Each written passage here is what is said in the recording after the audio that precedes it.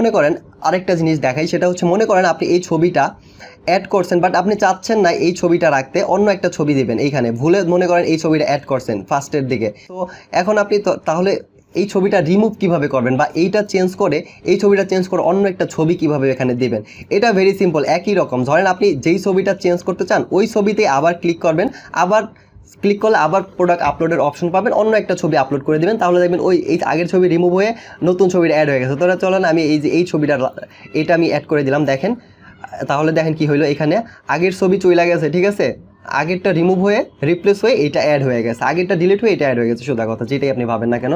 So এইভাবে আপনি যদি চান যে পরবর্তীতে একটা ছবি দিছিলেন, পরবর্তীতে অন্য একটা ছবি দিবেন, এটা হইতে পারে সাথে সাথে, হইতে পারে 1 মাস পরে, 2 মাস পরে, সেম ওয়েতে আপনি আবার ছবিটাকে আপডেট করতে পারবেন, ঠিক আছে, পরিবর্তন করতে পারবেন এইভাবে। সো আশা করি ছবি অ্যাড করা বুঝতে পারছেন, ছবি কিভাবে পরবর্তীতে চেঞ্জ করবেন সেটাও আপনি বুঝতে পারছেন।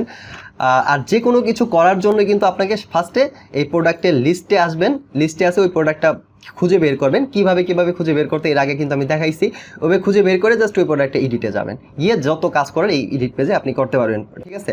আচ্ছা, তারপরে ধরেন আমি আগের ছবিটা একটু দিয়ে নিই, ওই ঘড়ি রিলেটেড। আচ্ছা, এটা আমি আবার দিলাম। সো দেখেন আগের ছবিটা দিলাম, আগেরটা অ্যাড হয়ে গেল। মানে সোজা কথা, আপনি যতবার খুশি ততবার চেঞ্জ করতে পারবেন, এরকম না কিন্তু আপনি একবারই চেঞ্জ করতে পারবেন, ঠিক আছে, কোনো সমস্যা, লিমিট নাই।